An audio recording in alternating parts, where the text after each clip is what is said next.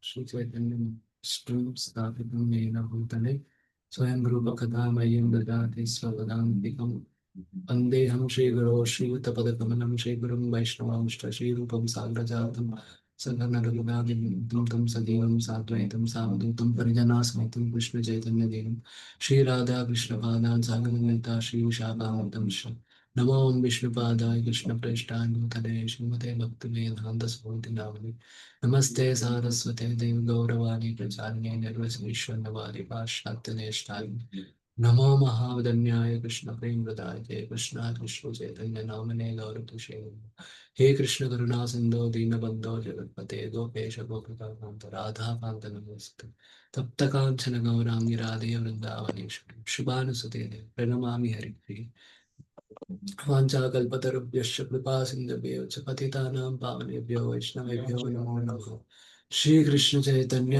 Prabhu Nityanand Shri Advaita Gadadhar श्रीवासादि गौरभक्तु Hare Krishna Krishna Krishna Hare Hare Hare Ram Ram Ram Hare Hare.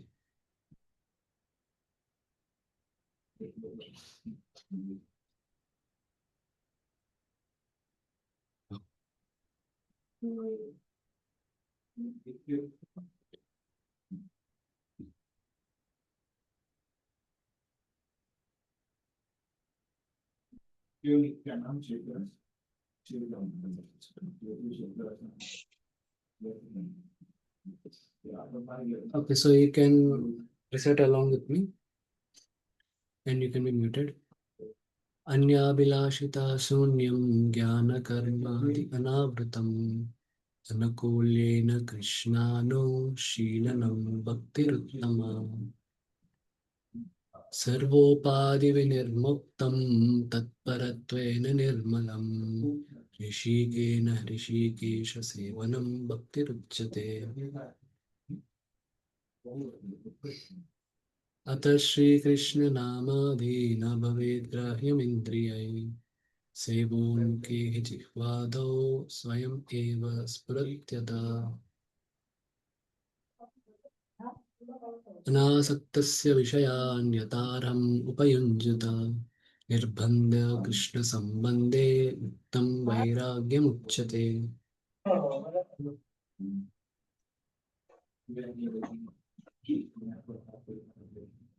Can someone volunteer to read today?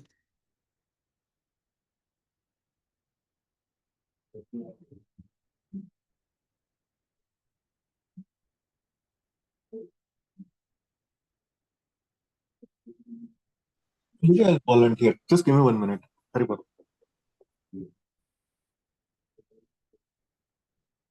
I will.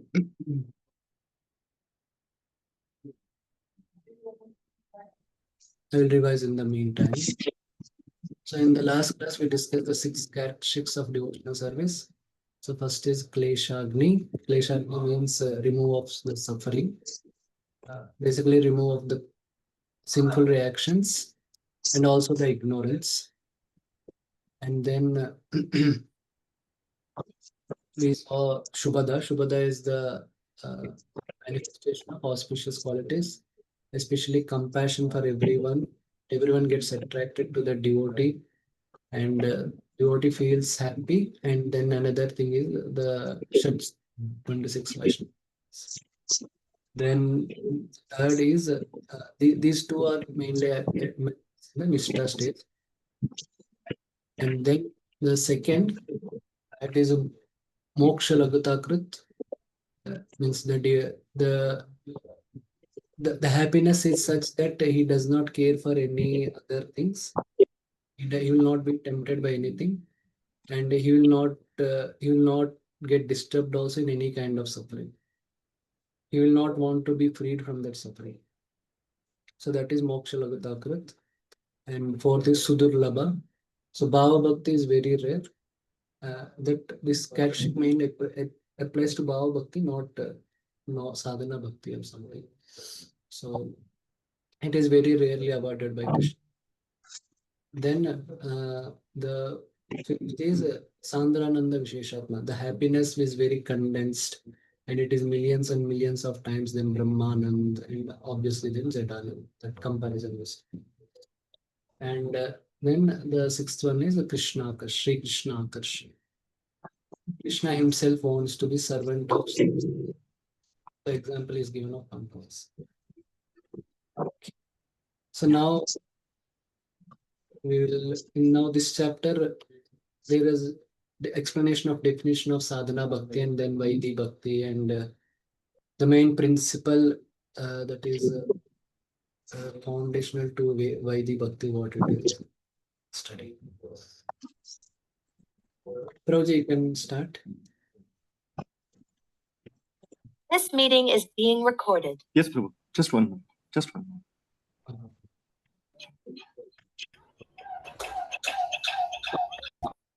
So, Yes, Prabhu.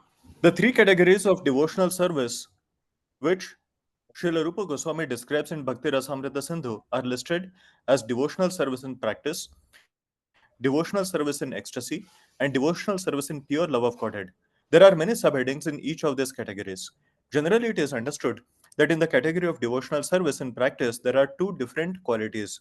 Devotional service in ecstasy has 4 qualities, and devotional service in pure love of Godhead has 6 qualities. The qualities will be explained by Srila Rupa Goswami later on. yeah, In this so connection, yes, Prabhu. just a minute. Yeah, so these qualities are Prabhupada is referring like these two qualities, the Kleshagni and Shubhada, they will be in sadhana bhakti, means perfection of sadhana bhakti. Then Bhava bhakti, all the 4, and then later 6. Yes.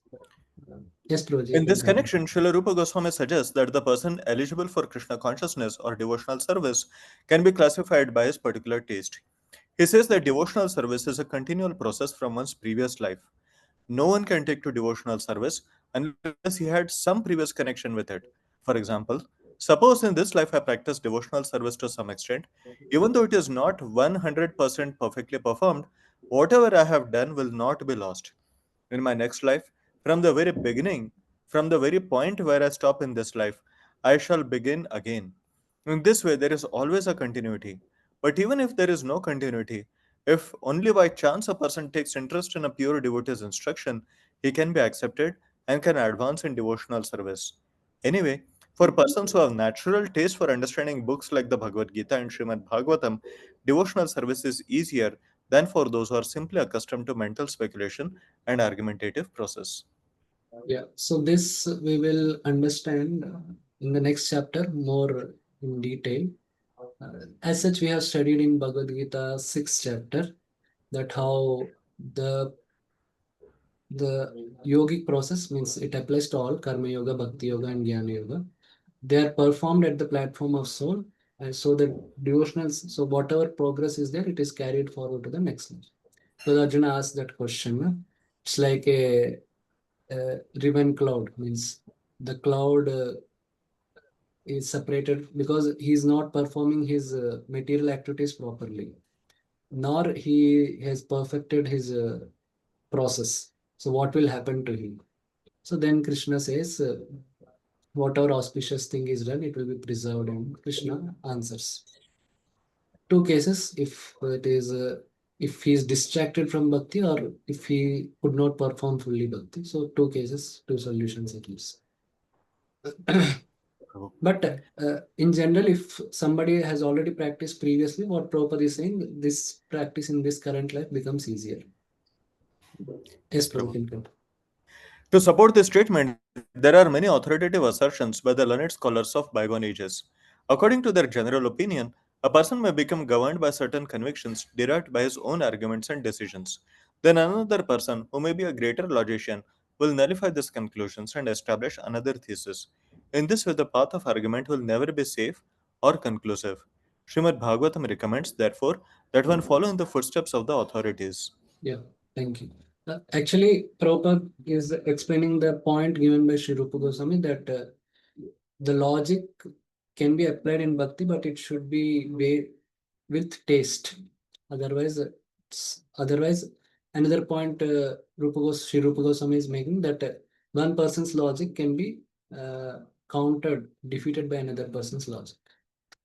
So this this point which Sri Rupa Goswami is making, that one person's logic can be countered by another person's logic. So we observe, like it's general observation, like if we see fire in a kitchen, or let's say in a traditional kitchen, so they burn the firewood and all, then smoke will become. So then one can understand, okay, fire generates smoke. Nowadays it is not so common to see fire generating smoke, but still.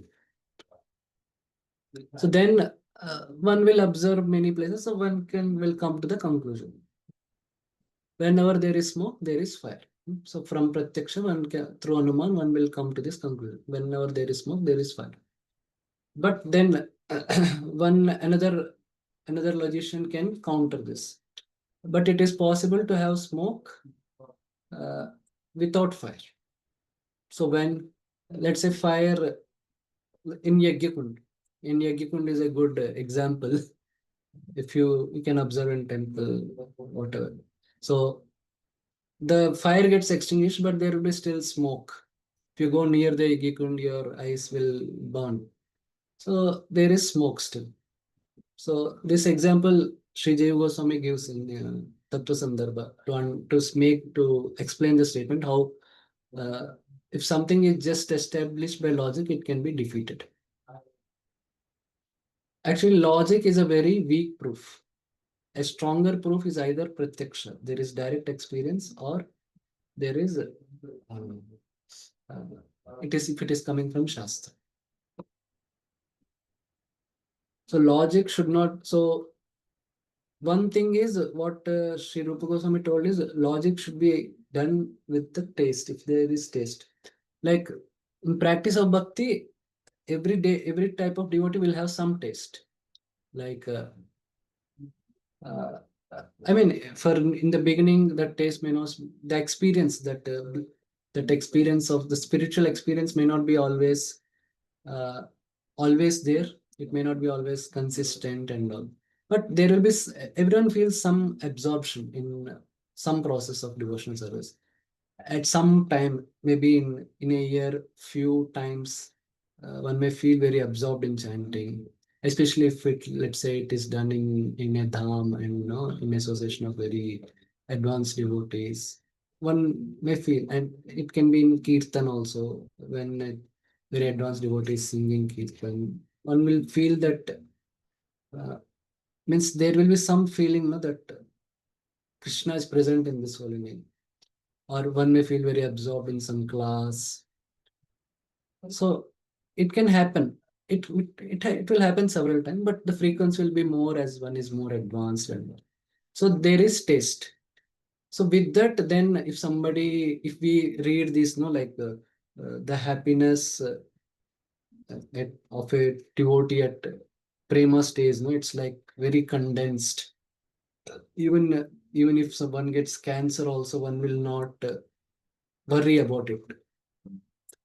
One will not care for it. So then one can understand, then one can appreciate that fact. Otherwise, if somebody is just a mundane scholar, he has not practiced any devotional service. So then they may not be able to appreciate it. They may think, this is just an exaggeration or something like that, they may say.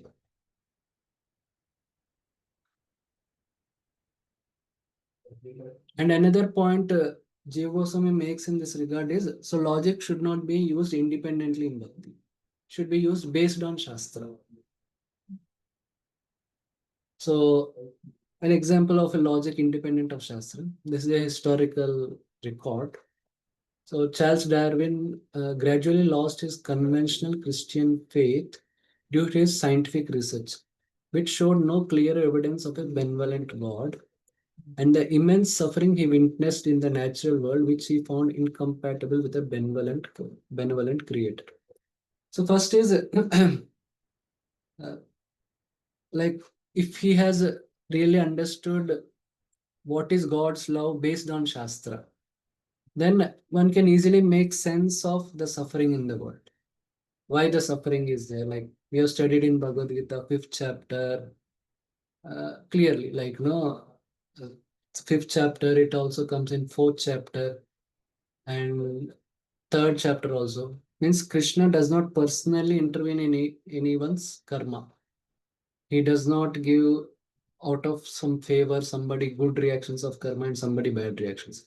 Whatever one is, uh, one is bound means one is one what is meant for him, it will come. Whatever reactions are meant for him based on his previous actions, that reactions will come. So that if we understand and if one further understands the karma and all, then one will not come to this kind of conclusions. So this is like logic independent of Shastra. That there is no they will come to the God does not have love or God lost control of this world, like that they come to those conclusions. This is the example of a logic based on Shastra. It's more like logic is used when we have to apply some Shastra principle in our life or when we have to see something from Shastra, either us or we have to help somebody. So Krishna says in Bhagavad Gita 2.16, those who are seers of the truth have concluded that of the non-existent, the material body, there is no endurance, and of the eternal soul, there is no change. So this Krishna actually in Bhagavad Gita is quoting from Shastra.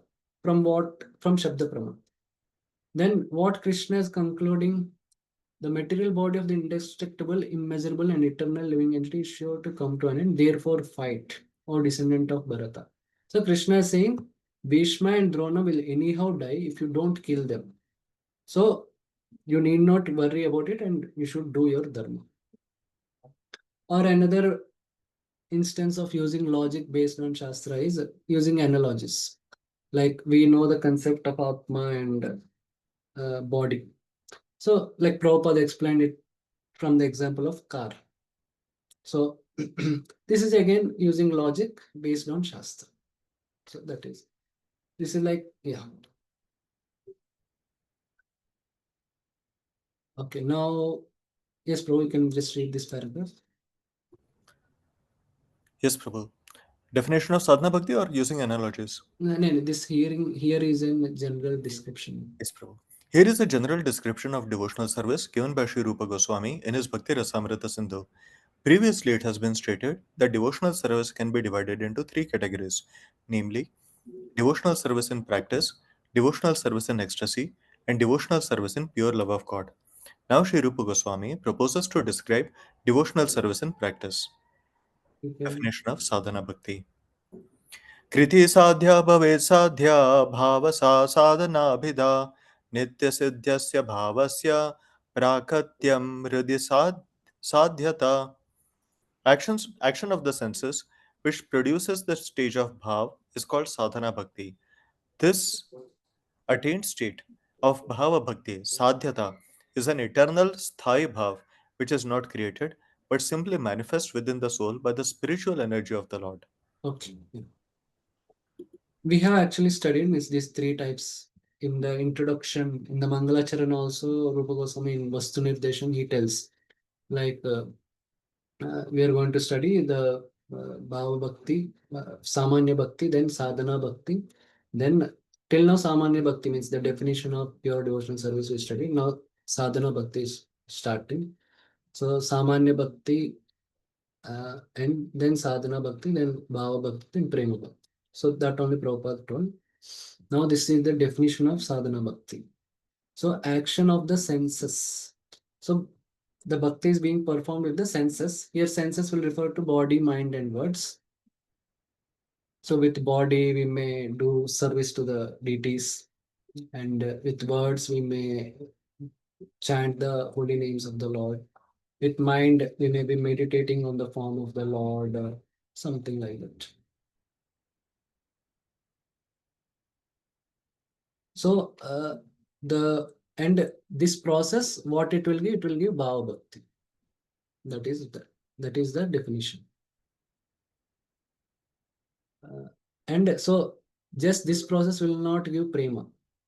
It will only give bhava bhakti, and bhava bhakti again will further produce prema. Just a minute. Okay. Yes.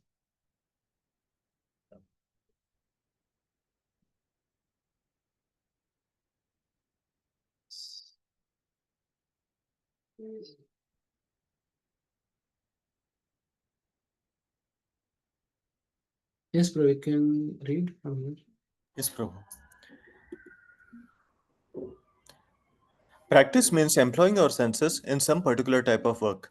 Therefore, devotional service in practice means utilizing our different sensory organs in service to Krishna. Some of the senses are meant for acquiring knowledge, and some are meant for executing the conclusions of our thinking, feeling, and willing. So, practice means employing both the mind and the senses in practical devotional service. This practice is not for developing something artificial. For example, a child learns or practices to walk. This walking is not unnatural. The walking capacity is there original in the child, and simply by a little practice, he walks very nicely. Similarly, devotional service to the Supreme Lord is the natural instinct of every living entity. Even uncivilized men like the Aborigines offer their respectful obeisances to something wonderful exhibited by nature's law, and they appreciate that behind some wonderful exhibition or action, there is something supreme. So, this consciousness, though lying dormant in those who are materially contaminated, is found in every living entity. And when purified, this is called Krishna consciousness. Yeah, so this is basically not a material phenomenon, this activity. Like, I mean, basically you're making some movements with body and no, then like if somebody goes to a gym and no does exercise, then his body grows and no, he feels fresh and all. That is a material phenomenon. Now, if you just analyze bhakti from a uh, material point of view, you're just moving your hands, legs, and you're vibrating some sound and all. So it's not, but what you're experiencing, it's not a material phenomenon. It is a spiritual phenomenon, which means it is an eternal thing. Already, the it's just a reawakening. So that is what Prabhupada is saying. That is what also there is a definition also means the Bhava Bhakti is not something that's it's a materially some experience is produced or something, but it's a spiritually the cause is spiritual. That experience is. Yes, Proj. Can There continue. are, yes, Prabhu. There are certain prescribed methods for employing our senses and mind in such a way that our dormant consciousness for loving Krishna will be invoked as much as the child, with a little practice, can begin to walk. One who has no basic walking capacity cannot walk by practice. Similarly, Krishna consciousness cannot be aroused simply by practice. Actually, there is no such practice. When we wish to develop our innate capacity for devotional service, there are certain processes which, by our accepting and executing them, will cause that dormant capacity to be invoked. Such practice is called sadhana bhakti. Every living entity under the spell of material energy is held to be an is held to be in an abnormal condition of madness. In Srimad Bhagavatam, it is said, generally the conditioned soul is mad because he is always engaged in activities which are the causes of bondage and suffering. Yeah. Okay. So Prabhupada is giving the analogy of walking. Like every child, he doesn't take so much time. Like if you have to learn maths, uh, it takes a lot of training generally for most of the people. But to learn to walk, it is one learns naturally. So that is already inbuilt in them. So if one practices it, I mean, one will begin like many of you have children or seen other children. So it doesn't take so much time. It takes, I think, a few months or so to learn to walk.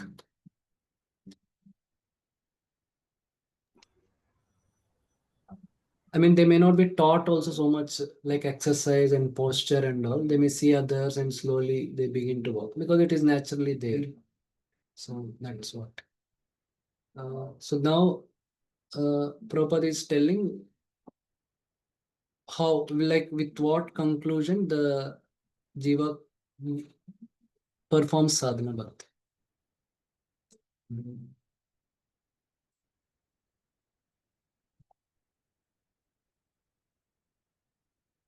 नूनं प्रमत्त कुरुते विकर्म यदिन्द्रिय प्रियते आप्नोति न साधु मन्ये यतात्मनोऽयम् असन्नपि क्लेशदाशदेह. When a person considers sense gratification aim of life, he certainly becomes mad after materialistic living and engages in all kind of sinful activity. He doesn't know that due to his past misdeeds, he has already received a body, which although temporary is the cause of his misery. Actually, the living entity should not have taken on a material body, but he has been awarded the material body for sense gratification.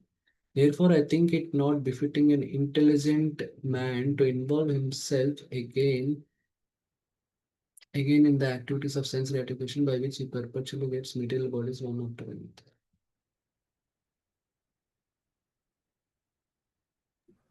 Yes, bro, we can read this. Spirit soul in his original condition is joyful, blissful, eternal, and full of knowledge. Only by his implication in material activities has he become miserable, temporary, and full of ignorance. This is due to vikarma. Vikarma means actions which should not be done. Therefore, we must practice sadhana bhakti, which means to offer mangalarti, deity worship in the morning, to refrain from certain material activities, to offer obeisances to the spiritual master, and to follow many other rules and regulations which will be discussed here one after another. These practices will help one become cured of madness. As a person's mental disease is cured by the directions of a psychiatrist, so this sadhana bhakti cures the conditioned soul of his madness under the spell of Maya, material illusion. So, based on the study of Shastra, so one understands that we are suffering because of this material entanglement, and the way to come out of this is to practice devotional service uh, in under the guidance of Shastra and spiritual master. So there is one another verse. Such services. Yeah.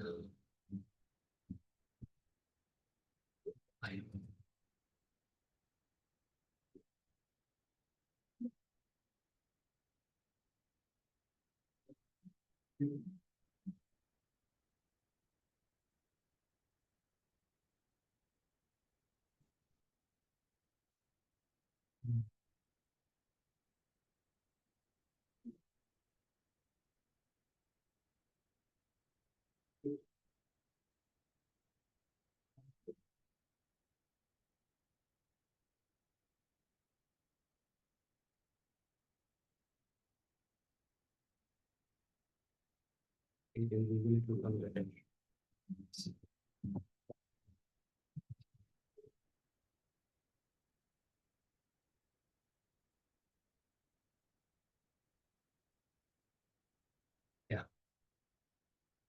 So this verse also, Bhayam Dvitiya Binivesha Sya Nisadapetasya Viparyo Asmriti Tanmayato Buddha Bejetam Bhaktyekesham Guru Devata.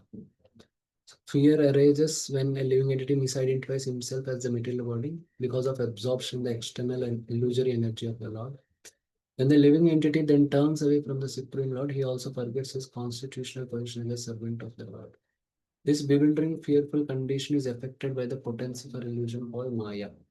Therefore, an intelligent person should engage unflinchingly in the unalloyed devotional service of the Lord, under the guidance of bona fide spiritual master, whom he should accept as his worshipable deity and his very life and soul. So this is the what is our situation and what is the solution to come out of that situation is very nicely described in this verse. So this verse, I think, yeah, Jiva Goswami explains it also in the beginning of Bhakti Sandarbha. Also, he also starts. So that's why devotional service has to be practiced. Then from spiritual master, he will understand what. So the here also, of course, devotional service, the prema, because we lost prema to Bhagwan, or we did not have prema to Bhagwan, so we got attracted to Maya. So that is also more or less given, indicated also. So then the spiritual master, you should perform bhakti and you will get prema for Bhagavan, and this all this suffering, everything will go away. So based on like this Shastric understanding, he starts devotional service. So it begins with engaging the senses, sadhana bhakti, engaging the senses in the service of the Lord based on Shastra and instructions of guidance of spiritual master, based on Shastra. Yes, bro, you can continue. Spirit soul. Okay. Yeah. Okay. Yes, please. Spirit soul in his original condition is joyful, blissful, eternal, and full of knowledge. No, Prabhu. I think after only we had read this paragraph. Yeah, understood. Narada The Muni. psychiatrist, I think we are not right. Okay. Yeah, we have done, I think. Yes, Prabhu. Sorry. Narada. Narada Muni mentions this sadhana bhakti in Srimad Bhagavatam, 7th canto, 1st chapter, verse 32. He says there to King Yudhishthir, "My dear king, one has to fix his mind on Krishna by any means. That is called Krishna consciousness. It is the duty of the Acharya, the spiritual master, to find the ways and means for his disciple to fix his mind on Krishna. That is the beginning of sadhana bhakti." Sri Chaitanya Mahaprabhu has given us an authorized program for this purpose centered around the chanting of the Hare Krishna mantra. This chanting has so much power that it immediately attaches one to Krishna. That is the beginning of sadhana bhakti. Somehow or other, one has to fix his mind on Krishna. The great Saint Ambarish Maharaj, although a responsible king, fixed his mind on Krishna. And similarly, anyone who tries to fix his mind in this way will very rapidly make progress in successfully reviving his original Krishna consciousness. Okay. So this is further also Prabhupada elaborates on this. The main motto in sadhana bhakti is to fix the mind on Krishna. Means even while if you are speaking also, you are thinking about Krishna. Or if you are, let's say, you're serving devotees or serving the deity, you're fixing. Mind gets fixed. Yes, it is not fully concentrated, but it gets somehow fixed on the devotees or Krishna. Something. So that the principle again in the from Padma Purana verse again Prabhupada elaborates on that. So sadhana bhakti has again two types or two levels or two stages or you can say two types also. That is Vaidhi bhakti and Raganuga bhakti. So in Vaidhi bhakti, what is the impetus? The impetus is Shastra. So because Shastra says, like we saw that verse, we are currently in ignorance. That's why we are suffering. We are detached from Bhagavan. So that's why we are suffering. And the solution is to do devotional service under the guidance of a guru. So that's why we take to devotional service. We are doing devotional service. And so that is Vaidhi Bhakti. There is no natural attraction for Krishna.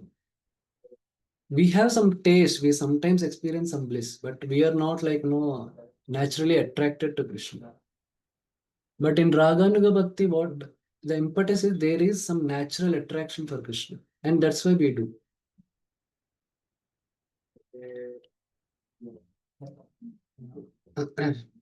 Yes, bro. So you can read this. Yatra raganavaptatvat pravrittirupajayate shasana shasanenaiva shastrasya savaidhi bhaktiruchyate. Now, translation now, here is the definition of Vaidhi Bhakti, where the actions of Bhakti arise not from the attachment of raga, but by the teachings of scriptures, it is called Vaidhi Bhakti. Just a minute. Yes, bro. So the main thing is one knows the philosophy, and based on that philosophical understanding, one is doing devotional service. Should be mainly based on the Shastra and also hearing from Guru. But hearing from Guru also, again, it should be based on Shastra. So that is it. Otherwise, it will get into another type of bhakti, but we will discuss it in the next. Yes, bro, you can now wait. Now, this sadhana bhakti or practice of devotional service may also be divided into two parts. The first part is called service according to regulative principles. One has to follow these different regulative principles by the order of the spiritual master or on the strength of authoritative scriptures, and there can be no question of refusal. That is called vaidhi or regulated. One has to do it without argument. Another part of sadhana bhakti is called raganuga. Raganuga refers to the point at which, by following the regulative principles, one becomes a little more attached to Krishna and executes devotional service out of natural love. For example, a person engaged in devotional service may be ordered to rise early in the morning and offer arti, which is a form of deity worship. In the beginning, by the order of a spiritual master, one rises early in the morning and offers arti, but then he develops real attachment. When he gets this attachment, he automatically tries to decorate the deity and prepare different kinds of dresses and thinks of different plans to execute his devotional service nicely. Although it is within the category of practice, the suffering of loving service is spontaneous.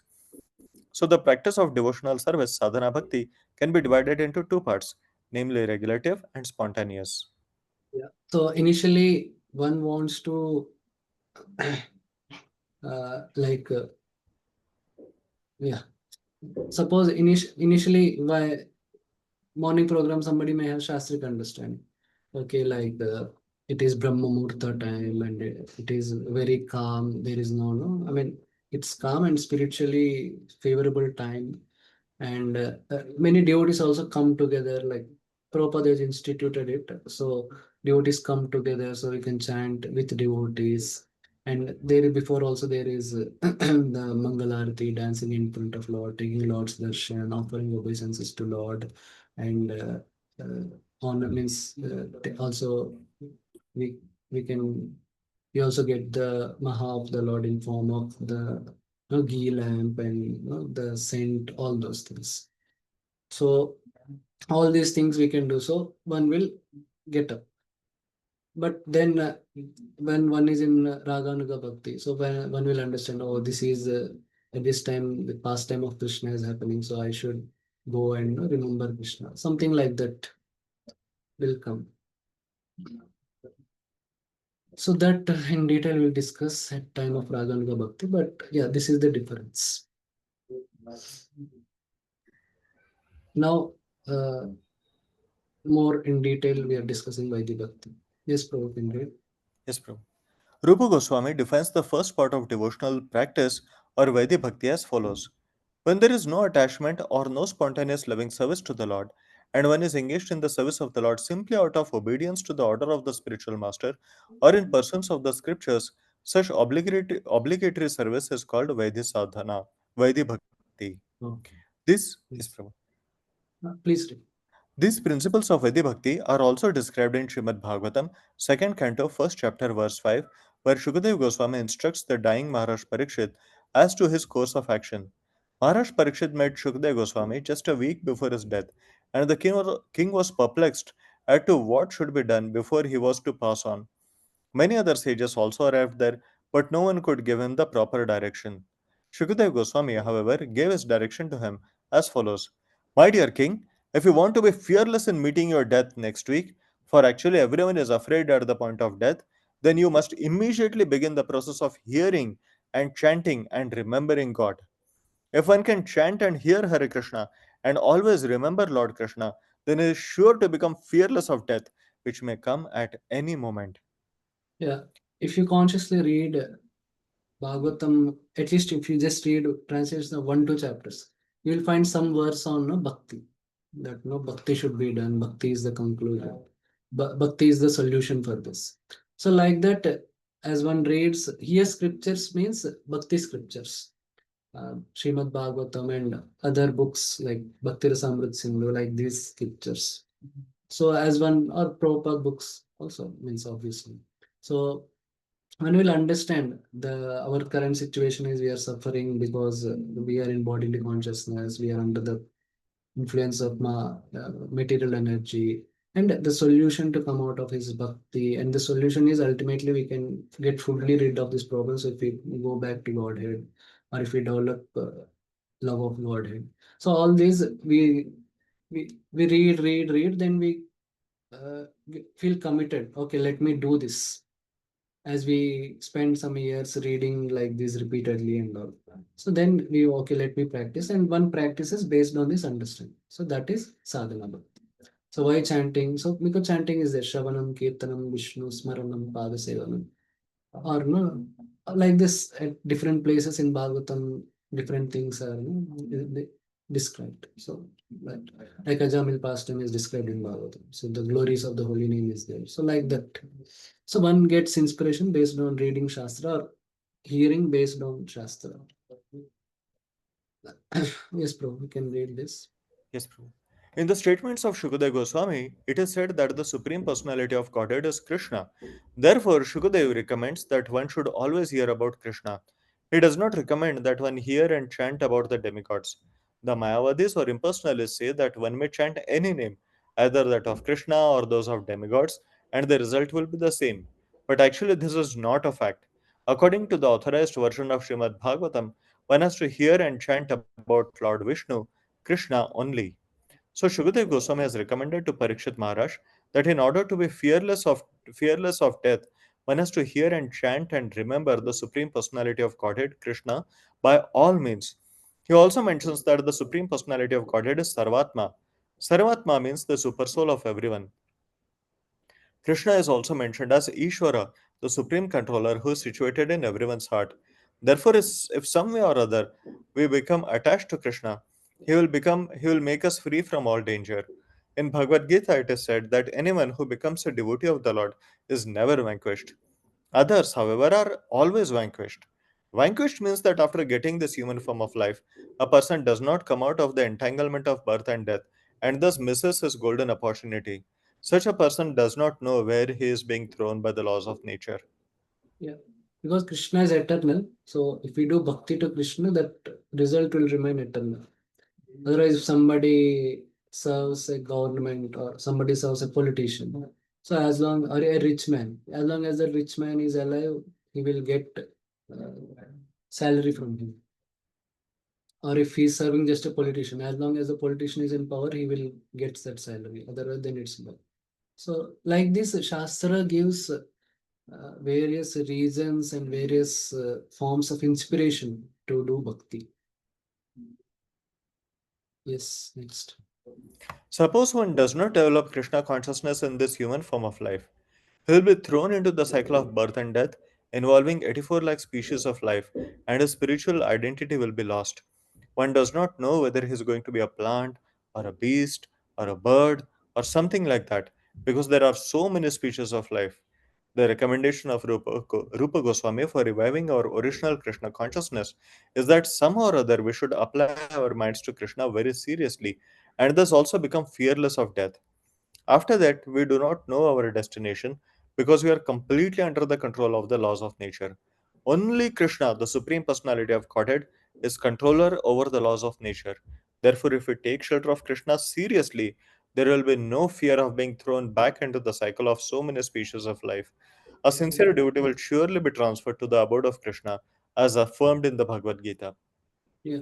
So again, Neha Bikramana Shastri Pratyavayo Nuvidyate Svalvamapyasya Dharmasya Trayato Mahato Bhayat. So that is basically Prabhupada is saying how a sadhaka devotee should get convinced that he should do devotional service. Of course, Rupa Goswami and Prabhupada. So why? Because how we are suffering, and the only solution is this. And if we don't start it, then we'll continue to suffer like this. Different things.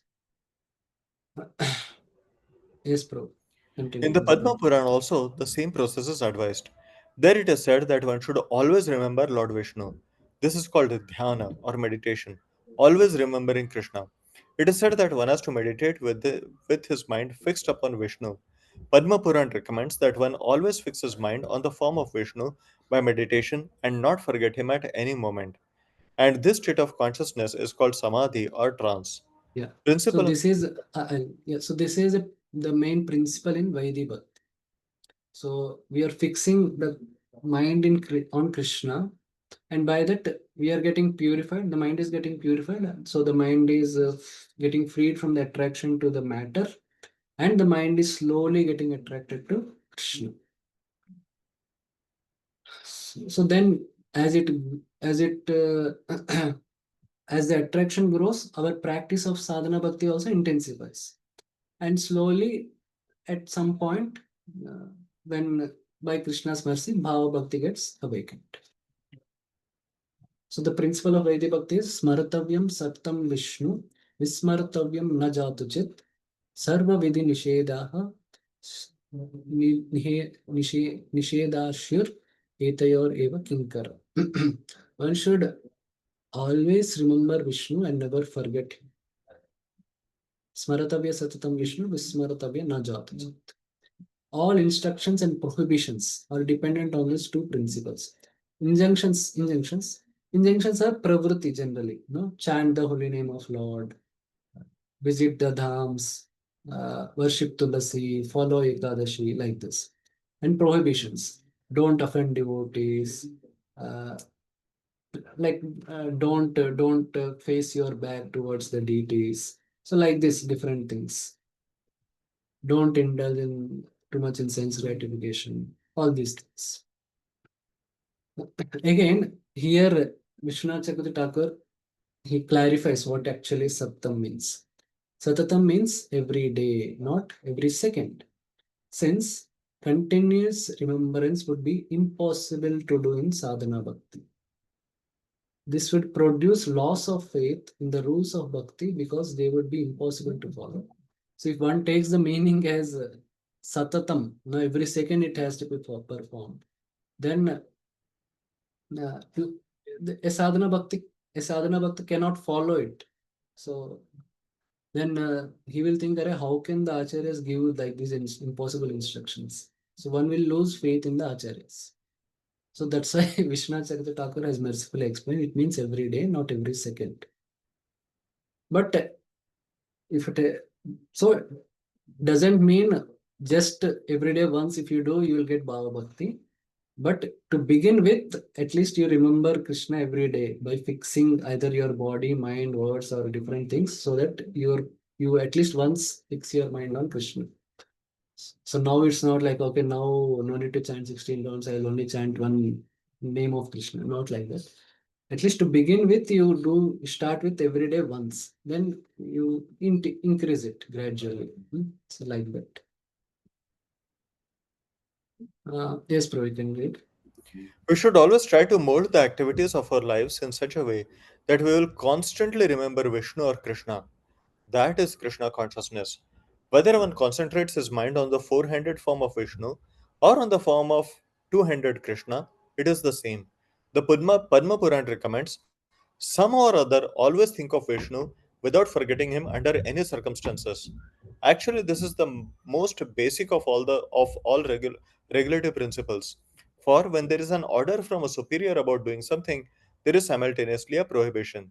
When the order is that one should always remember Krishna, the prohibition is that one should never forget him. Within this simple order and prohibition, all regulative principles are found complete. This regulative principle is So, applicable to all yes, Varnas so, and yes, Prabhu. so Prabhupada is saying the ideal, like, you should do it constantly. But now Vishwanath Chakravarti Thakur is saying, you start from here and then you progressively go to the ideal. And yes, so these two mean same, but one is like you're connecting to Krishna, and another is you're trying to not to disconnect from Krishna. Both are simultaneous one and different also. Yeah.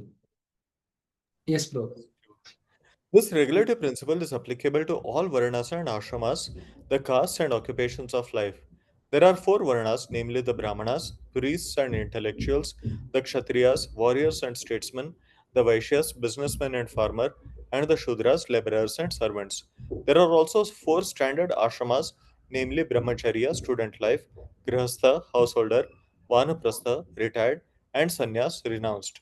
The regulative principles are not only for the brahmacharis, celibate students to follow, but are applicable for all. It doesn't matter whether one is a beginner, a brahmachari, or is very advanced, a sannyasi.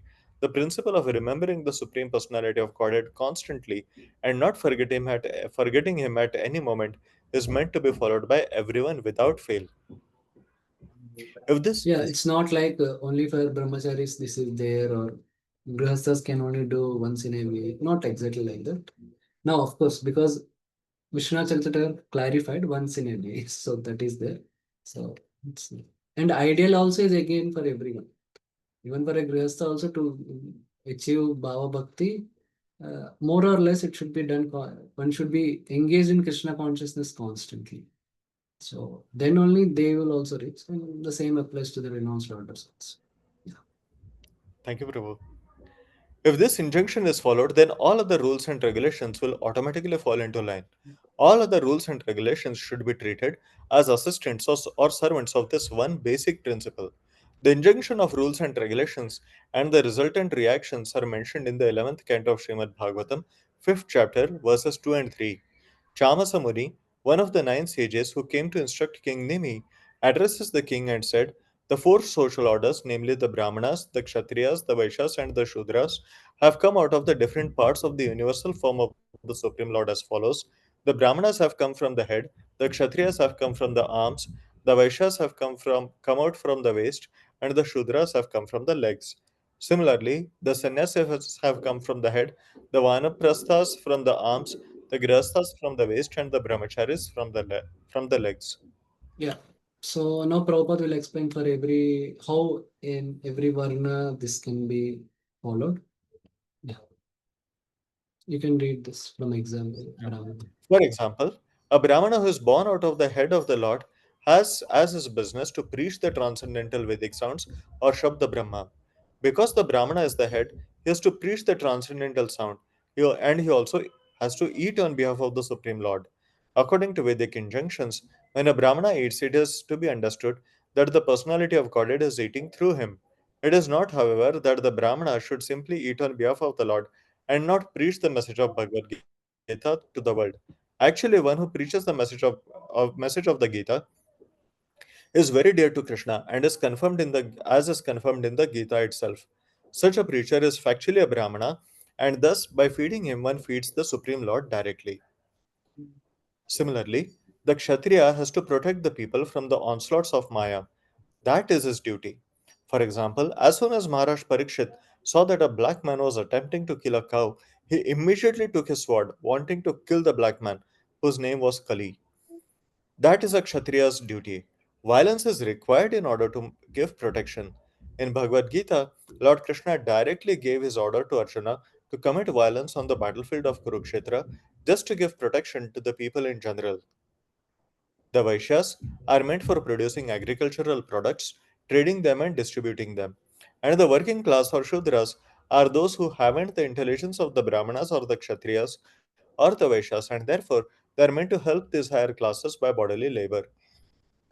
In this way, there is full cooperation and spiritual advancement among all the different orders of society. And when there is no such cooperation, the members of society will fall down. That is the present position in the Kali Yuga, this age of quarrel. Nobody is doing his duty, and everyone is simply puffed up by calling himself a Brahmana or a Kshatriya, but actually, such people are without status.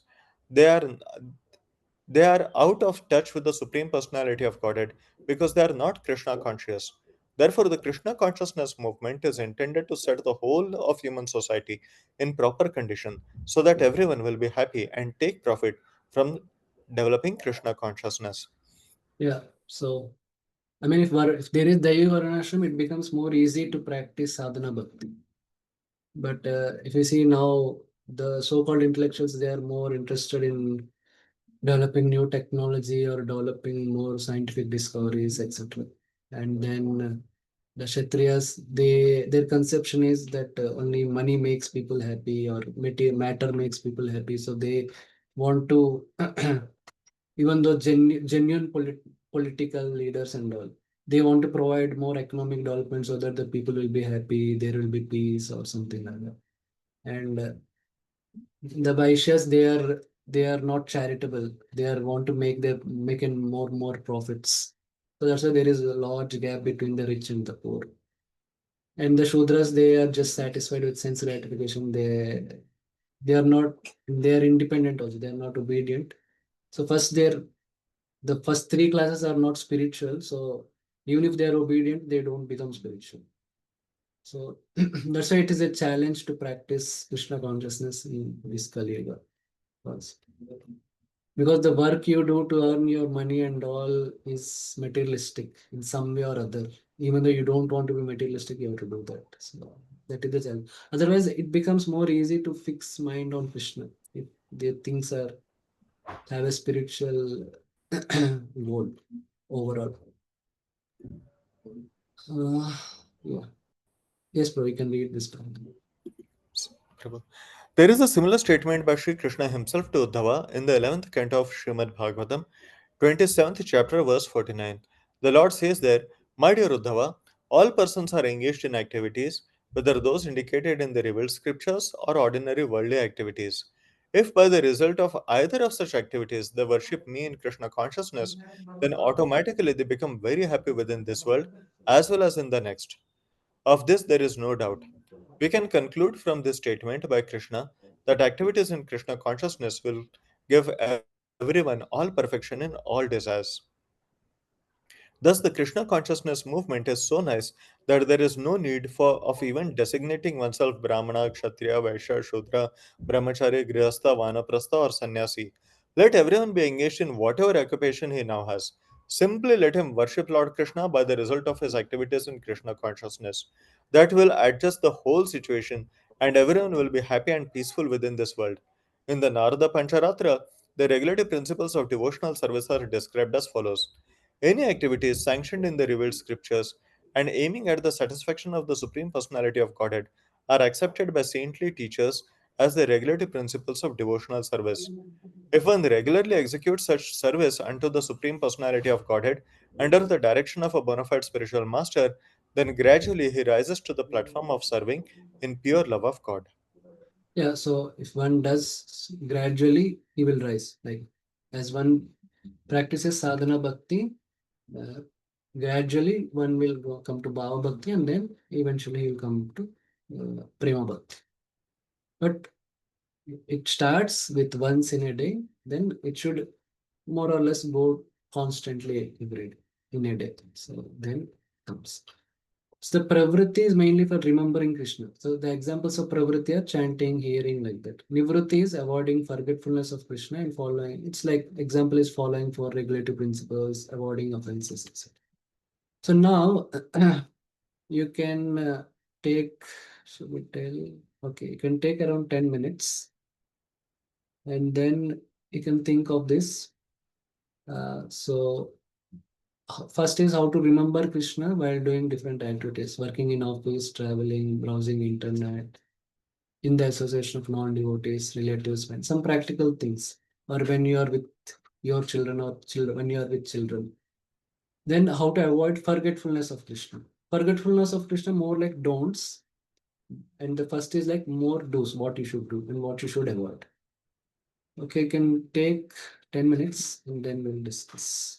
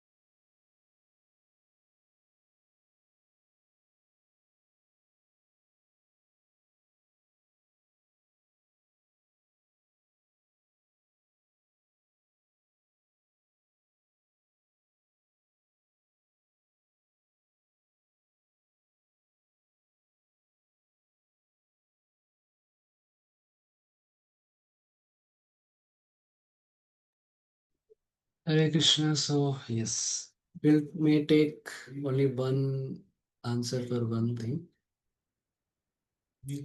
Okay, so for the first one, you can raise hands. How to keep, how to remember Krishna while working in office. Okay, yes, Srikant Pro, you can tell. Hare Krishna. If you're fortunate, if you have devotee friends, Mm, we can discuss like whatever points we liked in the class or lecture or some reading, right? So we can discuss and they can also share that. mm, That way we are able to remember Krishna in office. mm, And during lunchtime and all, mm, if there is any festival or anything that is coming up, we can discuss mm, about that importance of that mm. festival or that. Okay, yes. And also some, I also don't not comfortable, but some devotees I think they hear kirtans also while doing office work. But and also in the office also you can keep calendar or some things which are okay to keep, some codes if possible. Yeah. Yes. Yes, probably that Okay. work is like repetitive kind of thing where you don't have to think, can Yeah. listen to Kirtan and do it. Yes. Yes. Okay. Then okay, for traveling, how to remember Krishna while traveling? Anyone?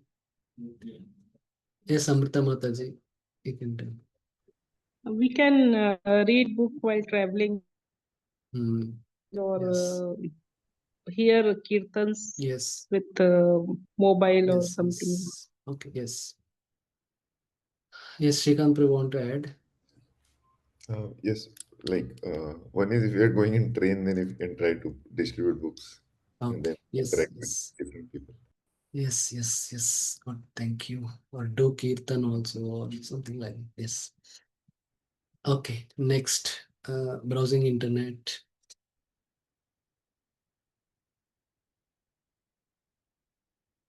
Yes, Sundari Subhadra Mataji. Hare Krishna, Prabhuji, and Pranam. Yes. So, Prabhuji, we can, while surfing the internet, we can browse for the articles that are related to Bhakti. And Mm, we can also, if we are doing something um, material or mm, office work, then in the background, if possible, we can put some kirtan that mm, keeps us reminding of Krishna. mm. And Okay. even if that is not Mm, possible, then at least we can put the chanter, like while mm, doing our mm. work, the hearing will be continued. Yes. Yes. Yes. Yes. Good. Okay. Next. In the when we are in the association of non-devotees, like some function or some event in office, like relatives, friends, someone who wants to answer.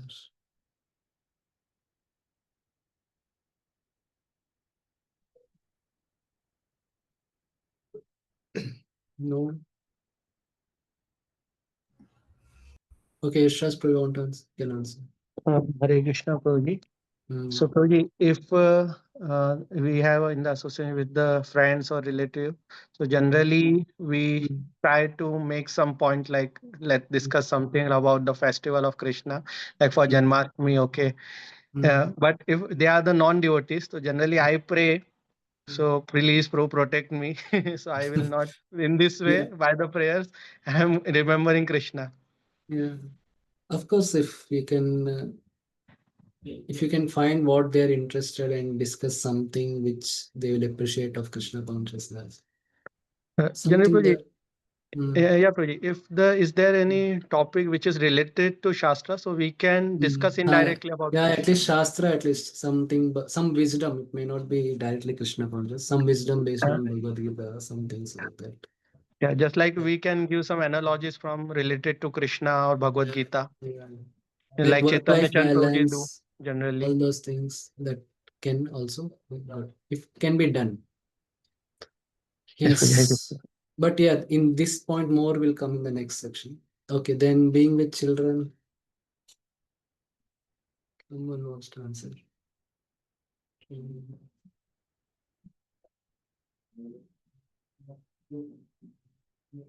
Yes, Sundari Subhadra Mataji can tell. Yes, Prabhu. So being with children, we can always remember that they are given to us by Krishna, so that we can raise them into Krishna consciousness and not as being the owner of them. So Yeah. that consciousness, that is the way how we can remember Krishna. Yeah, this is attitude, but in terms of activities, okay, In Shrikant. terms of activities, I have written in how to not forget. So Okay, in okay, that I have written. okay, fine, fine. Okay, Shrikant Prabhu. One thing is to tell them many stories. Yes, bro, that only. Okay, Stories, stories. podcasts, involving them in Krishna conscious Yeah. activities. Okay, fine. Fine. Okay, next. Now, how to avoid forgetfulness of Krishna? Now, yeah, or in office, what we should not do. Yes, Sundari Subhadra Mataji can tell.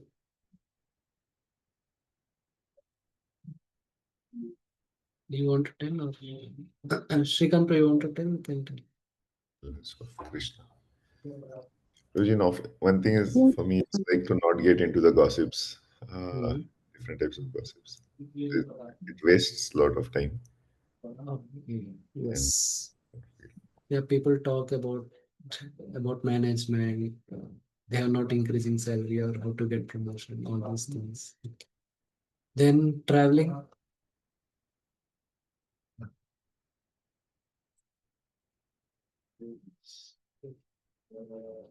Yes, Amrita Mataji, you can tell. Prabhuji, same thing. In traveling, also people involve in other discussion topic like politics and all those things. And many people are sleeping the whole traveling time. So we should avoid these things. Yes. Thank you.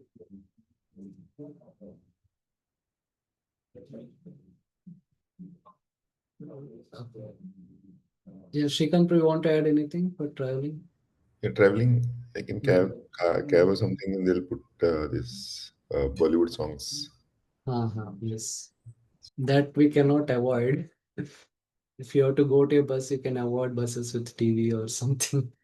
Yeah, sleeper buses will not have that. If you can afford, that is better. Something. Or if the bus starts quite late in the night, then they will not be some things like that. Okay.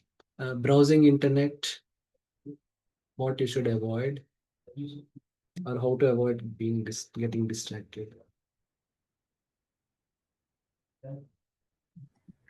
This is most difficult. Not browse internet at all. Uh, okay, Sundari Subhadra Mata, you want to tell? Yes, Prabhu, somewhat this only, but again, like as I have written, same thing in remember. So, if at all we have to browse the internet and we are looking for some entertainment, then that should also be related to Krishna only. Possible, That, yeah. yes, that much at least we can Yeah, do. yeah. I accept the fact that I cannot avoid it 100%. So at Yeah. least we can engage in some soft kirtans which we Yeah. like or something like that. Yeah. And also, So- Prabhu, I am very much fond of taking darshans of various deities. So that Okay. also actually falls in browsing the internet. But Yeah. somehow I am trying to focus my eyes on Krishna only. Yeah. That is also one way to remember Krishna. Yeah. Okay, yeah. One thing is to get distracted is it to if you have to work on internet, you can at least take breaks and do something Krishna conscious on internet so that you will not get distracted while working to other things. That is one good thing. Of course, another thing is if someone has a background of misusing internet previously coming to Krishna consciousness, it's always best to invest in some parental control or something. That is good. Especially degrading content will be prevented from. And distracting content also, there can be time-based limits and all, so that will help. Otherwise, if one gets waste time on internet, then next day chanting it comes. or like these things, it happens. Or one can get, if one gets some anti-Krishna conscious content, it can be more problematic also. Especially one can waste, one should avoid wasting time on social media, especially reading comments, reading posts and all. That actually, that can be avoided, and can use preferably internet for some education. Okay, next, what one should avoid in the association of non-devotees, relatives, friends.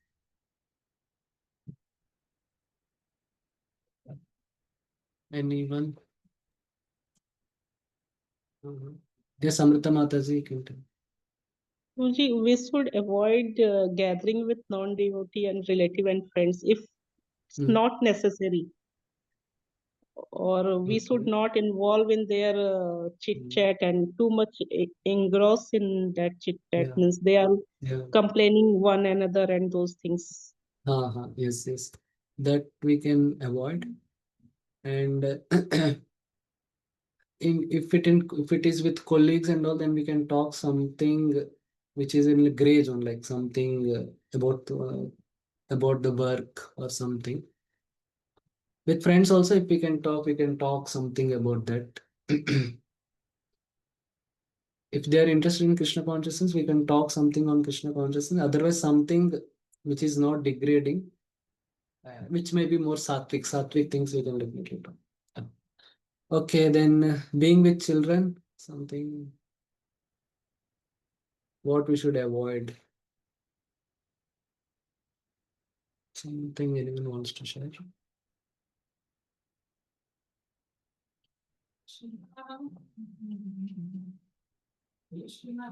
Yeah, okay, there is nothing.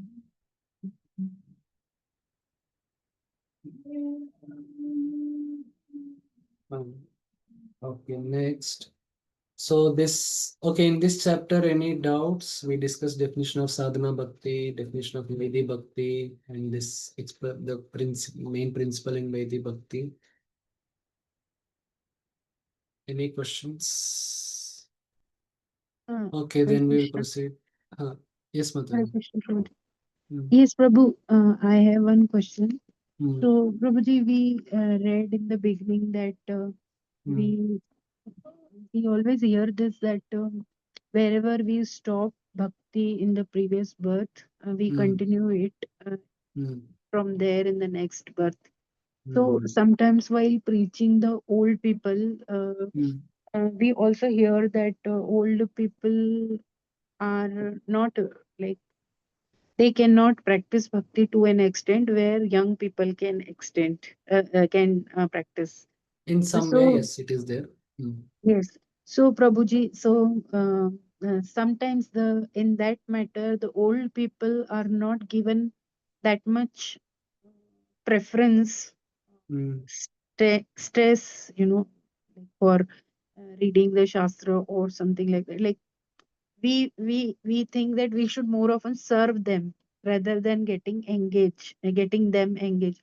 So Prabhuji, my question is, Hmm. isn't that possible that the bhakti continues from that age itself, it sprouts from that age itself? See, it can happen, but in terms of if you see the prarabdha that is accumulated, I mean, there are so many material desires. Like, I mean, see, they till 60 years they have particular goal of life and all that. Now to change it, no, it becomes difficult.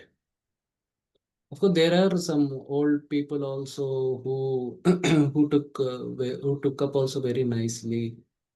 Uh, so that is also possible. It is possible. Shastrically, it is possible. But in terms of impediments within this life, those who are older, they have accumulated a lot of misconceptions, or the material desires are also not strong. So to clean that, it takes some time. The slate is not that fresh. In terms of young people, relatively the slate is a bit fresh. Though the Yes. vasanas are there, the vasanas may be strong even in from previous life in case of young people also. But the and the material desires that are cultivated in this current life, they are not so strong. So that is there. It is possible, and we'll read it here. But Prabhuji, we often see like Vanaprastha is considered as the appropriate age for dedicating it 100% for bhakti. And even we personally experienced that uh, we were not that much attached to Krishna in our young age as we are feeling now, maybe due to fears or I don't know, I don't understand this. But we see this that the you say inclination increases in this age. So, no, it depends upon what mode one is. See, if one is in Sattva some way or other, they may have some Vedic understanding. They may have come across some philosophy and all. So they will have that. So they will take up because they have realized at least the basic things. The how this world is limited pleasure, there is suffering and all. They already may be looking also to something spiritual. So they may take up also. But Okay, the so there ability. has to be previous But if history. somebody is very rajasic, is Uh, he tried to accumulate wealth, but he could not do, or no, they work too hard till retirement, and then they want to relax, and then they want to enjoy. So they have so many, goals of to fulfill after retirement. They want to travel everywhere. They want to go abroad and take photos, post on social media, all these things. So those people, they cannot do. And actual varnashrama is, of course, the varnashrama is not so centered on bhakti, but it is like you study the shastra as a brahmachari, some shastra, not like full scale, but some shastra, at least some philosophy on that. Learn. You learn the shlokas and all. You may not understand them so much, but you learn. Then, and you practice some austerity, some less sense gratification and all. But if they will be material desires and all, so that you fulfill. But in grihastha life also, you live a proper life. You follow the principles of like the charity, that every day that the worshipping, the five kinds of worship, which so the five kinds of yajna which a grihastha has to do. So follow that everything, and then one will understand, then one will get that renunciation at the time of vanaprastha. Otherwise, if one has no training of brahmacharya, and one has led a grhamedi life, so at vanaprastha life, he will want to become a more grhamedi. So that will generally not work, at least. Okay. Thank you, Prabhuji. That Uh, answer. okay.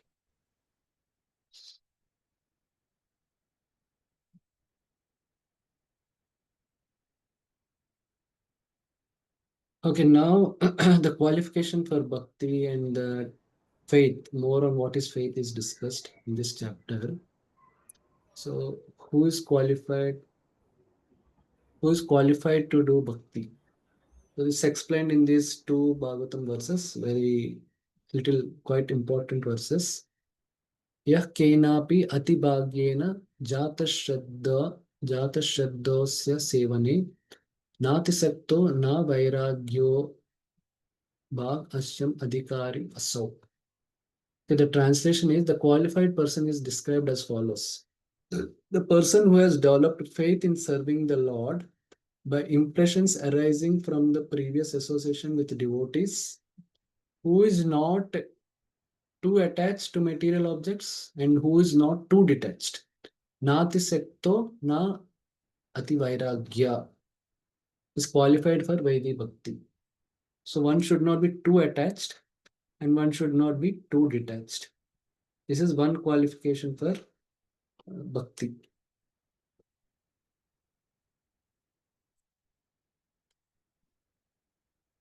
Then another verse, Yadrichaya matkadato jata shraddastu ya puman na anirvinno nati sakto. Here also again same thing is repeated.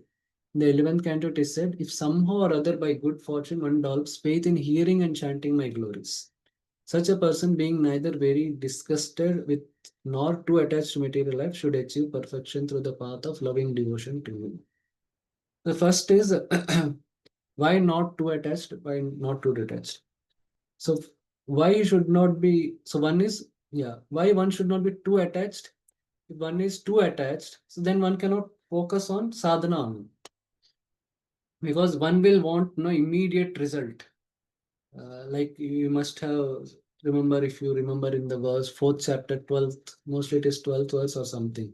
So they want very quick results, so they avoid worshipping the Lord. They want to worship demigods, and they want only matter. But so that's why one should not be too attached. One may have some material desires. That's okay. It's not. It's not a strict. It's not a requirement that one should not have any material desires. So, so that's why Prabhupada also instituted the 4 regulative principles, so that one is not like too attached. So the attachment will slowly reduce. It will come to some optimum level by which one can start performing devotional service. And then another is why one should not be too detached. So then he cannot relate with Bhagwan only. If one is too detached, that he does not want to do any activity, and he does not want any relationships because he considers every relationship as an entanglement, then he will not have any impetus to do bhakti only. Bhakti means, again, you have to cultivate a relationship. Again, you have to perform activities with body, mind, words, all. So that's, of course, this too detached case is may not come in Kali Yuga so much, but too attached. So Prabhupada and our acharyas have not done so much to do that. But too attached, so that's why they instituted, especially Prabhupada has instituted the 4 regulative principles, so that at least one will begin to continue. One will can concentrate while doing sadhana. I can hear attentively and then do. Okay. So these are the 2 things. One is hearing from pure devotees. That is what? Yadrichaya mat katato jatu shraddha. So that is, and one should not be too attached and one should not be too detached. Prabhuji, you can read this on account of his association. Yes, Prabhu. On account of his association with Mahatmas or great souls, 100% in the devotional service of the Lord, one may attain a little bit of attraction for Sri Krishna. But at the same time, one may remain very much attached to fruitive activities and material sense enjoyment and not be prepared to undergo the different types of renunciation. Such a person, if he has unflinching attraction to Krishna, becomes an eligible candidate for discharging devotional service. This attraction for Krishna consciousness in association with pure devotees is the sign of great fortune. It is confirmed by Lord Chaitanya that only the fortunate persons, by the mercy of both a bona fide spiritual master and Krishna, will get the seed of devotional service. In this connection, Lord Krishna says in Srimad Bhagavatam, 11th canto, 20th chapter, verse 8, My dear Uddhava, only by exceptional fortune does someone become attracted to me. And even if one is not completely detached from fruitive activities, or is not completely attached to devotional service, such service is quickly effective. Yeah. So yes, so there is no prerequisite. It's not like one should be a brahmana, or one should perfectly perform varnashram, all these things. So to start devotional service, so these are the 2 things. One should not be too detached, or one should not be too attached, and one should not, and one should one should get in touch with the association of a pure devotee. Now, pure devotee is generally direct, but of course it can be indirect through the books. That also is possible. So these are the only 2 qualifications. There is no other, like, or one should be in the renounced order. It's not like that. Of course, it's not like specifically one should follow 4 regulative principles. To start bhakti, this is mainly to start bhakti. Yeah. Okay, so we will study 2 terms, Sukruti and Shraddha. I think, yeah. So Sukruti means attraction to Krishna or process of devotional service. by virtue of association with devotees in current or previous life. It's basically an attraction to Krishna, or mainly to the process of devotional service, to chanting Krishna's names, to hearing about Krishna, or to serving devotees of Krishna, like that. Generally, another meaning is previous life's impressions. Like Sukruti in the mainly when we discuss about Bhakti, we refer to the previous life's impressions of Bhakti, attraction to Krishna. Sukruti is. Another meaning is in general is used also Sukruti, like previous life's impressions. That is like karma also has different meanings. Karma means the law of reaction action, or our previous sinful reactions is also called as karma. Like that, Sukruti also has some two meanings. Okay, the Sukriti has three types of Sukruti mainly, like Karmonmukhi Sukruti, Jnanonmukhi Sukruti, and Bhaktionmukhi Sukruti. I will just increase the Bhaktionmukhi Sukruti. So Karmonmukhi Sukruti means it is a previous life inclination towards Karma Yoga. So that can be seen in like Prajapatis, like Brahmaji has produced Prajapatis. So their main thing is to do Karma Yoga and to marry and to produce proper children, all that, like Daksha and others. Kashyapa also like that. Or even now also you can see like some children are they are very dutiful, very obedient from birth. May not be devotees, but they are born like that. So it's more like an inclination to Karma Yoga, maybe in Brahmin families or like that. They're very Sattogni and all also. And Jnanonmukhi Sukriti. So Jnanonmukhi Sukriti is like the inclination to do Jnana Yoga and Ashtanga Yoga, that also you can include from previous lives. So if you can see four Kumaras or Shukadev Goswami. So like now also there are some yogis like Swami Shivananda and some others also like Paramhamsa Yogananda. They are also like from childhood they got that inspiration and they went to forest, and it's not like it only happens to bhaktas or something. It can happen in other processes also. Karma Yoga, Jnana Yoga also. Yeah. So which means they must have performed Jnana Yoga, or at least they must have studied about Jnana Yoga from very other some advanced yogis like that. Then there is Bhaktionmukhi Sukruti. In Bhaktionmukhi Sukruti also there are two, like Jnata Sukruti and Ajnata Sukruti. Jnana Sukruti is more like materially motivated devotional attraction. Like they are attracted to devotional activities, but for no material purposes. And Ajnata Sukruti is like it's like pure. Means they don't have any material desires. So that is devotional attraction. So Jnata Bhakti Sukruti generally comes, it's like pious people, they visit on Janmashtami or they visit on their birthday, and well-wishers. So when you approach them, no, we are Krishna's devotees, can you donate for this? They immediately they're like they want to donate and all. They have this sukruti, like they have that attraction, and so they want to do that service and all. Or some people they want to come regularly and participate in evening kirtan, like that.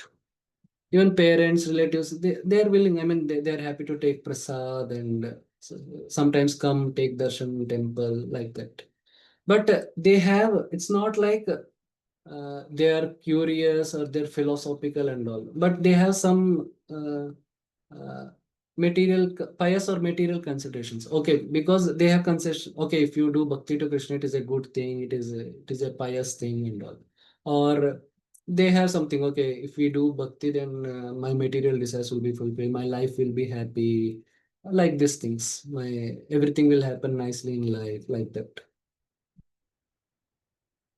This is Sukruti. This is just attraction. It's not like they're doing sadhana bhakti. Of course, next we will study what is difference between Sukruti and Shraddha. Then that will become more clear.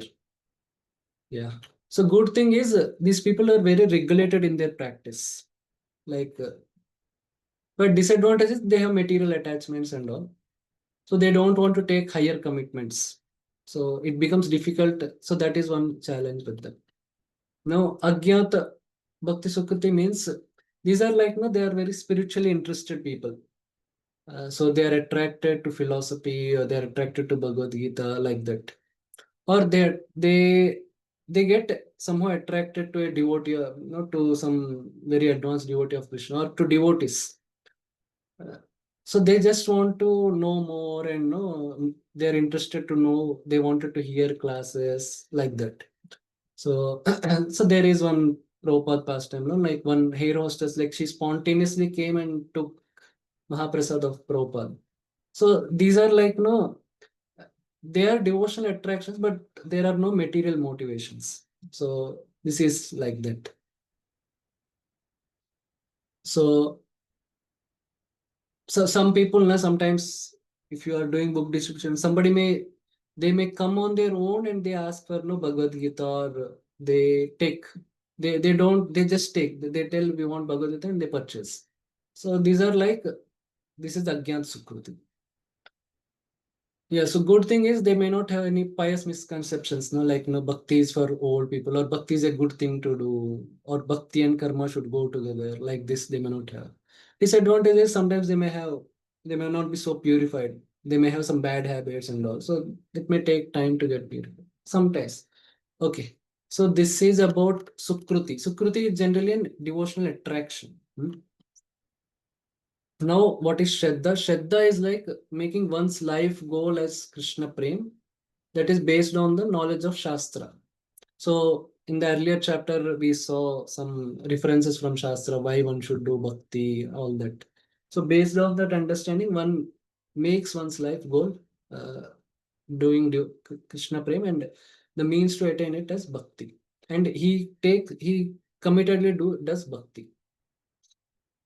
So that is Shraddha. So Sukruti and Shraddha, the differences are, so in Sukruti, there is no much commitment to practice of devotional service. So based on Shastra, they are attracted. So whenever they feel like they come and all, they may have some other goals also, but they have some attraction to do devotional service.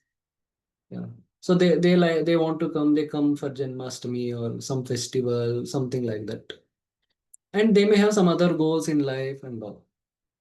But Shraddha means they are very committed to devotional service based on Shastra, and their goal is very clear that we want to achieve this Krishna Prem, or okay, to some extent, Golok Vrindavan also is okay. Back to Godhead is also okay. Then in this Sukruti stage, one needs some external inspiration to do sadhana, like those who are newcomers. So, okay, if they are college students or something, every day if they get some prasad, so for prasad, they are okay to chant one round every day, like that. Or they hear some, okay, it is good for concentrating mind, they hear some program like that, then they want to, they chant one round a day, like that. Uh, and yeah, or some, and they need follow up. Okay, if they have to come for program, you have to call them for, then they will come. So it's like that. But in Shraddha, it is like, to good extent, the practice of devotional service is self-motivated because they have clear understanding of the philosophy and all. They have heard sufficiently, so the conviction is there. So they do on their own. They want to do some service. So that is Shraddha. And Sukruti is like, yeah, they don't have much philosophical understanding and all, so much. Shraddha, and they're not so much into reading Prabhupada books or hearing classes, all this. They may not have many much questions also, but they are just attracted. But Shraddha means they have philosophical conviction and they want to know more how to advance in devotional service, all this. And then Sukruti, yeah, examples we discussed earlier, like well-wishers or new devotees, new people involved. Like well-wishers, yeah, because they write their name that they have given donation. So that's why they more want to donate. So, like those motivations also they will have. It's not like they just have material motivations. Because if further they can do some other place also where more publicity happens. Because they have some attraction to give only to Krishna also. So both are there. But Shraddha means more like those who are into counselor system or Bhakti Vriksha, who are committed to practicing devotional service every day. and or like devotees who took initiation and all. So that is there. Till here, any questions or anything? We studied Sukruti and Shraddha, two concepts. Okay, if there are no questions, we will cover. So now, how Sukruti turns to Shraddha? Shraddha is which like this Sukruti gets accumulated over and over. And then if there is Satam Krupa, if there is a mercy of more devotees, they come in association of advanced devotees, then they also get to serve those devotees in some way or other, like by accepting some prasad or something, or they may want to help them in some way. So then they will also get that inclination to hear. So then they hear, then slowly they will understand. Then that Shraddha will get developed. Then they will become committed practitioners. So in this way, Sukruti will go into Shraddha, like Narad Muni's case in Bhagavatam. So initially he was just assisting his mother. Means he was serving those Mahabhagavats only because just like in the way of assisting his mother. But by assisting them slowly, he also took, he got purified. Then he asked them to take permission to take their remnants. So they took, then he asked them instructions on how to do devotional service. So then they instructed him and all. Then he got into Shraddha, and of course, very quickly he advanced. So this is one example of that. Yeah, we are studying this because in three levels of faith are going to be discussed. So that will help in understanding this. These concepts will help in understanding the concepts. So then Shraddha also, there are two types. This is a little different classification. Shastriya Shraddha and Laukika Shraddha. So Shastriya Shraddha is more like the Shraddha that is described for sadhana bhakti.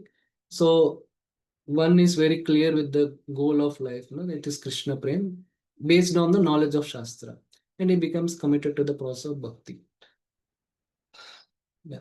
So Laukika Shraddha is the practice of devotional service is not based so much on Shastra. It is more like cultural attraction because he likes kirtans. He comes every day to Guru Puja. He dances in Guru Puja, takes Charanamrut and goes away because he likes to dance, or some material relationship, or because his brother told him to come, so they come, or their parents are taking them, so they go. So this is more Laukika Shraddha. Now, if their brother, with some reason, somehow he got some, he late in tomorrow he want to go to some another temple, so he will go along with him there. Or they have some material attraction. He thinks, okay, if they see some devotees who are from IIT or somewhere, they think, okay, so then they want to practice. They get attracted to them and they practice. But if tomorrow some other organization, some Gyani organization has more IITians, so they may go there. So that is there.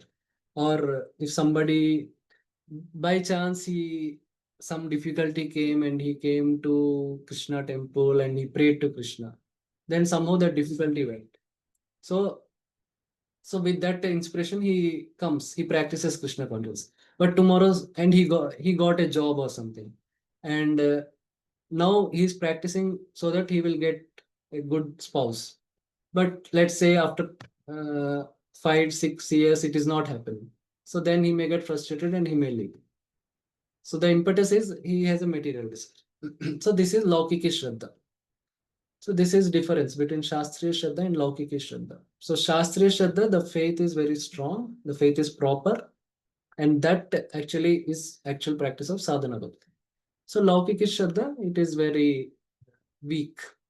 It is not proper devotional service because there are material desires.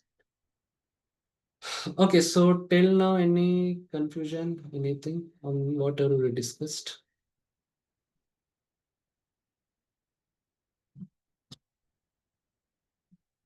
Okay, if there are no, we will discuss little more. We will see at least one type. Yeah, so three types of devotees you must have studied in NOI. Now the NOI, the criteria is different, and in NOD the criteria is different. So the NOI you studied what is it? Kanishta Bhakta, Madhyama Bhakta, and Uttama Bhakta. So the Kanishta Bhakta only he is concerned about the deity, but he's not interested in devotees. Madhyama Bhakta is one who has love to Krishna, who associates with devotees, and who is compassionate to the uh, non-devotees, and who who's compassionate to the masses, and who avoids the envious people. And Uttama Bhakta is who can see Krishna everywhere, all that. Hmm? Everywhere and in everything. So that and everything in Krishna. That is. But in now in NOD, what we are going to study is Kanishta Shraddhavan, Madhyama Shraddhavan, and Uttama Shraddhavan. So here the criteria is the level of faith. But in NOA, the criteria is more like spiritual advancement. So both are different. So both should not be mixed. So like if we have a class, if we uh, if we classify the student into different types based on academic performance, and then if we again classify the students into different groups based on athletics performance. So both will be different generally. In rare cases, one student may be top in maybe both or something, but in rare cases, but it will be different. So these classifications also we can make some relationship, but generally they are different. Prabhuji, you can read this. Yes, Prabhu. Devotees may be divided into three classes. The devotee in the first or uppermost class is described as follows.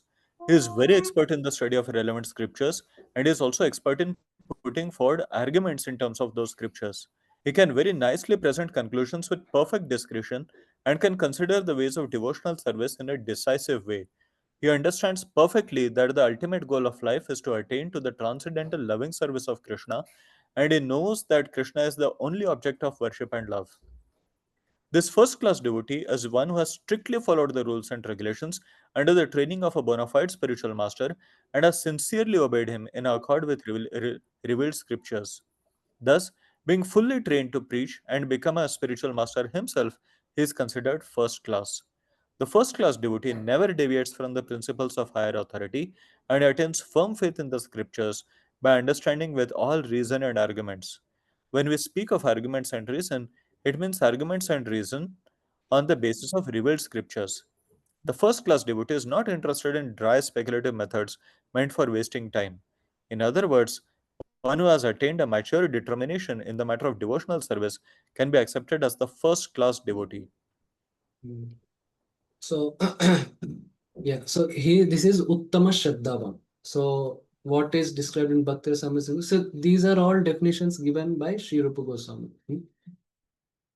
And some, of course, here he does not substantiate with other scriptures. These are generally given like that. So Uttama Shraddhavan. So it is a Shastra Yukto cha Nipunaha Sarvardha Druda Nishchaya. So the conviction is very there. It's both on philosophical knowledge and there is some also taste of bhakti. So both are there, and he has a good philosophical understanding. He can use logic and all.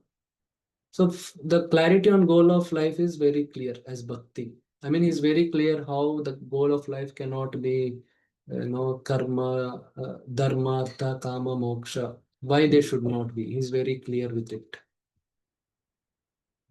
And he can see in the world also how they are futile and how the people pursuing them are miserable, all those things. He knows through Shastra as well as through seeing the Shastra in the world. Then he knows clearly the process based on Shastra. Means he also knows what is bhakti.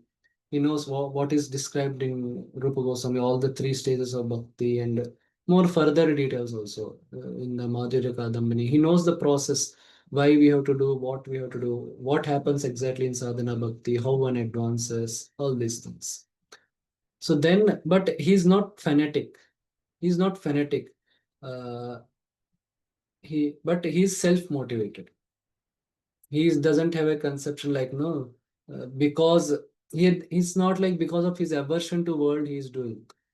It's not like he's focused on renunciation because world is miserable, worldly life is miserable, so he has to do bhakti. Not like that. Because he knows how getting Krishna prem is the best possible thing one can get, and the means to do bhakti that way. It's not like he's frustrated in the world, so he wants to somehow overcome that frustration and he's fanatically doing bhakti or something. He's chanting 64 rounds every day so that he can forget his misery. Not like that. And he can answer most of the questions of everyone. Most of the questions of one may get in 5-10 years. He can answer. These are some practical things. Somebody who has proper philosophical understanding, they can answer questions. Even if they're sitting in a class, somebody asks a question to speaker, at least you will have some understanding of what the answer will be, some finer details and all, and you will get some more inspiration and all.